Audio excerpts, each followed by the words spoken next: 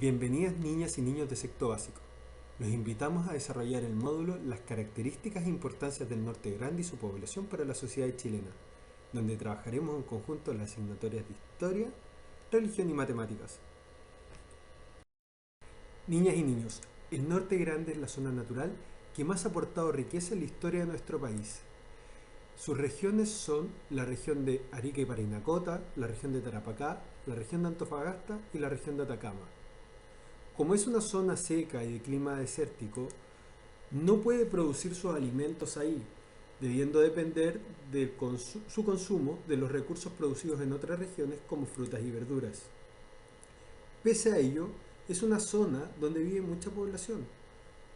¿Por qué tantas personas decidirán vivir en una zona que gran parte de su territorio es desértico, salvo sus ciudades costeras? La respuesta a esta pregunta la desarrollaremos en la medida que avancemos comparando dos épocas históricas del Norte Grande. Niñas y niños, si consideramos la información que aparece en nuestro módulo, procederemos a continuación a comparar los dos ciclos históricos del Norte Grande, indicando en el círculo de mano izquierda de nuestra pantalla las características particulares del ciclo del salitre, mientras que en el círculo de mano derecha de nuestra pantalla indicaremos las particularidades del ciclo del cobre. Hecha esa identificación, en el círculo de en medio identificaremos los elementos en común de ambos ciclos históricos. Vayamos a nuestra actividad. La primera diferencia que encontramos es que en el ciclo del salitre los trabajos eran exclusivos para varones, mientras que en el ciclo actual se puede trabajar extrayendo mineral tanto hombres como mujeres.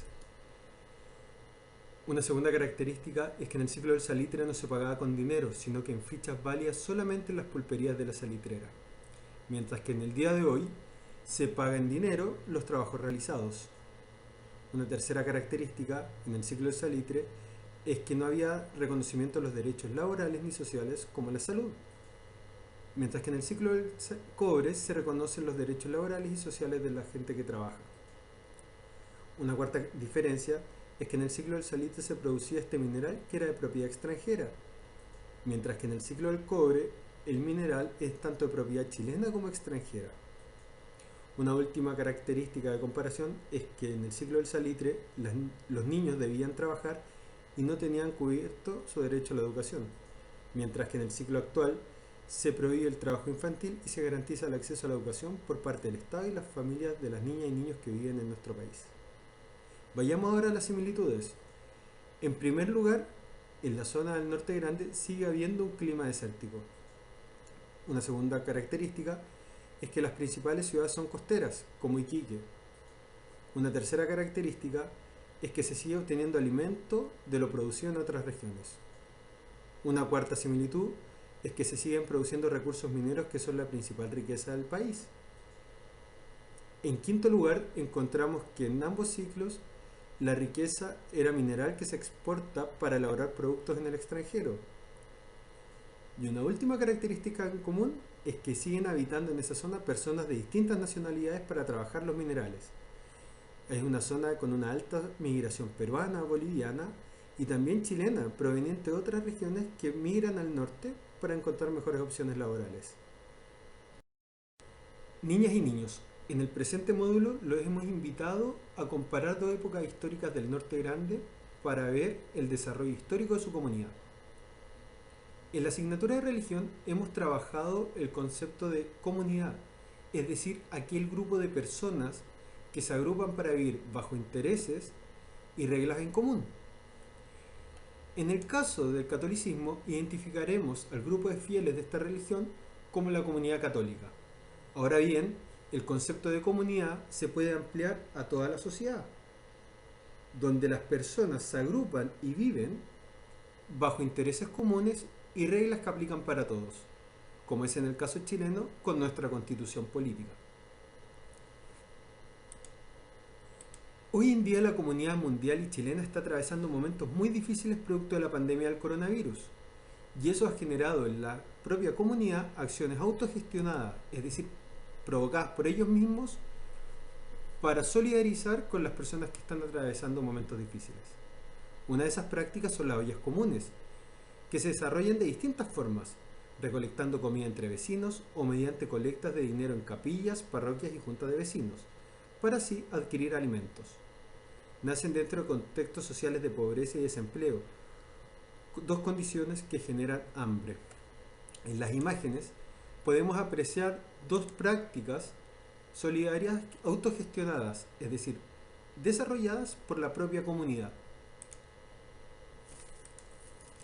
Hoy en Chile, debido a la pandemia del coronavirus, han vuelto a surgir estas prácticas históricas entre las personas más pobres de nuestra comunidad, que debido a la gran cesantía, es decir, falta de trabajo para las personas y con ello la falta de ingresos en los hogares, ha generado la necesidad de salir a trabajar en conjunto para satisfacer esta necesidad.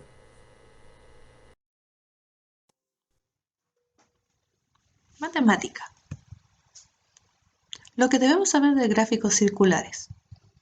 Primero, en un gráfico circular de cada sector circular representa un valor de la variable, que ya vimos en otra ocasión lo que era una variable, que corresponde a la frecuencia relativa expresada como un porcentaje. En general, este tipo de gráfico se utiliza para saber cómo se comporta una variable respecto a un todo.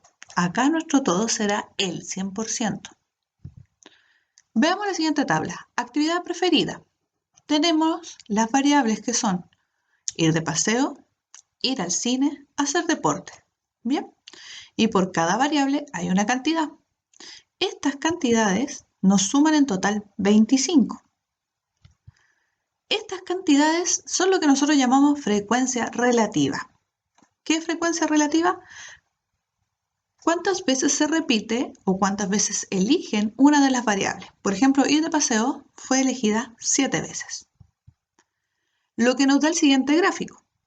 Si vemos ahí, podemos ver a grandes rasgos que la actividad preferida es hacer deporte. Y si miramos la tabla, coincide porque 10 personas eligieron deporte y eso equivale al 40%.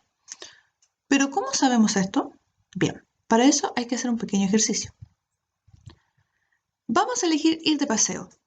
Bien, lo formamos en una fracción. Ir de paseo son 7 personas y la comparamos con el total. 7 partido por 25. Esto lo multiplicamos por 100. ¿Por qué por 100?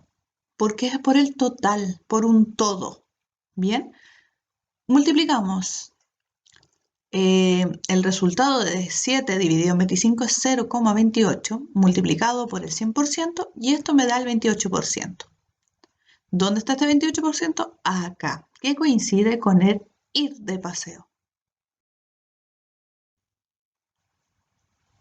Lectura e interpretación de gráficos circulares.